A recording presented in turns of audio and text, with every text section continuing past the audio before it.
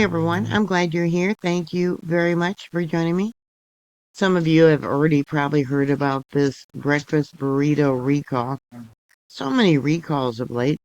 I think what I'm going to do is make up burritos ahead of time and stick them in the freezer. I'm often busy in the morning and rushing to get something to eat as I work on my computer and do research and etc. Yeah, usually my mornings are busy. There was a recall by the USDA Food Safety and Inspection Service on October 18th, and this recall remains active with no reported illness to date. M.C.I. Foods Incorporated in Santa Fe, California. They specialize in ready-to-eat frozen products for installational uses.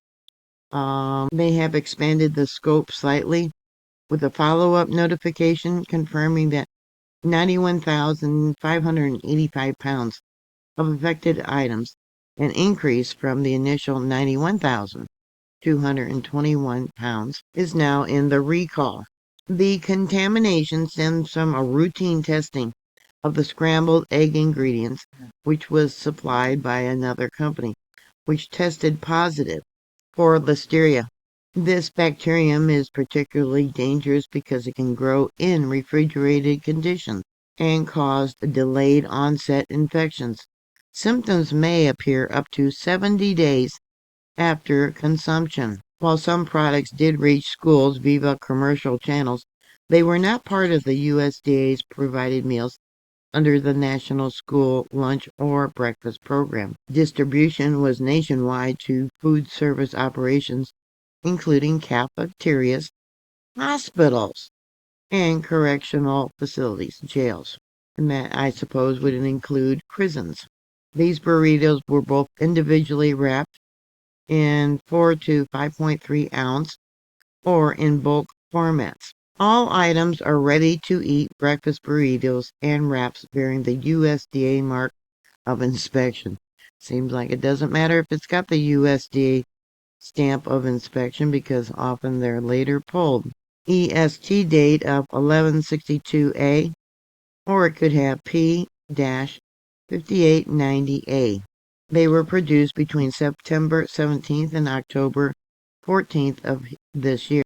They are listed under many different names, one being El Moss Fino Egg, Ham and Cheese Breakfast Burrito, 4.5 individually wrapped with a lot code number of 809227. Best use expiration dates are March 16th of 2026 through March 17th of 2026. The next item is El Moss Fino Egg, Sausage, and Cheese Breakfast Burrito, also in the 4-ounce individually wrapped or in 20-pound bulk case.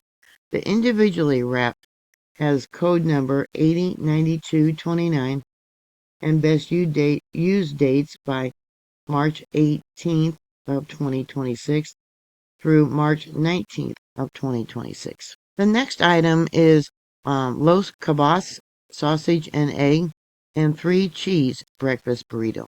Those come in 5-ounce individually wrapped or 20-pound bulk case. The ones that are individually wrapped has the number of 80931 and a best use date by March 20th, 2026. The next one is Los Cabos eggs, cheese, potato, and cooked sausage crumbs breakfast wrap. Now that came in a 5.3-ounce individually wrapped package, and it had a number of 80932 with an expiration date, best use date by March 21st of 2026. The last item mentioned is Midamar egg, cheese and beef with sausage seasoning breakfast wrap. Now that came in a 5.3-ounce individually wrapped product or in, again, 20-pound bulk case. But for the individually wrapped one, the product code number is 80972 and it has an expiration date of April 10th, 2026 through April 15th, 2026. Now they're saying that institutions should discard or return these items immediately. Do not thaw or serve. Retail customers are, they're saying, unlikely to have these. But if you did purchase them, Viva, a bulk supplier, yeah, check your packaging. What gets me is they got the Minions on there. Something that would encourage children to eat their breakfast burritos or wraps. Listeria is the third leading cause of foodborne illness death in the U.S., with about 1,600 cases and 260 fatalities annually. Unlike many bacteria, it survives and multiplies in cold environments, making ready-to-eat egg-based products high risk. Common symptoms appear 3 to 70 days after exposure, which would be fever, muscle aches, nausea, diarrhea, often mimicking the flu. Severe risk, especially for vulnerable groups, you could end up with meningitis, sepsis, miscarriage or stillbirth in pregnant women, or death in newborns. And it could affect the elderly, 65 or older, or immune-compromised individuals. Yeah, it mentions meningitis, and many of you that follow me know that my daughter had that last year. Yeah, it was scary. The doctors didn't figure out what type of meningitis she had, just that she had a swelling of her brain, and yeah, boy, was she incoherent. She spent 5 days in the hospital. Treatment is usually with antibiotics. They are effective if caught early. High-risk individuals should consult a doctor immediately. They're saying that no illnesses are linked to this recall yet, but the FSIS emphasizes vigilance due to the incubation period. So definitely check your freezers. Myself, I buy in bulk and then take them out of the boxes and stick them in the freezer. M.C.I. Foods notified FSIS promptly after the supplier test, initiating the Class 1 highest severity level recall on October 18th. The company has halted production of affected lines and is cooperating fully.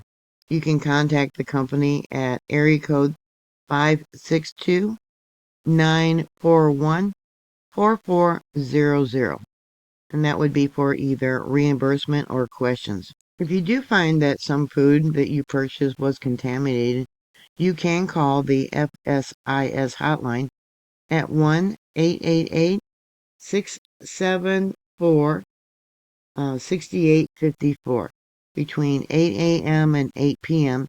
Eastern Daylight Time. This recall underscores ongoing challenges in egg supply testing. Similar issues hit other processors last year and this year. So stay up to date. Thank you for watching. Please like, share, and subscribe. And I'll talk to you later. God bless you. Bye.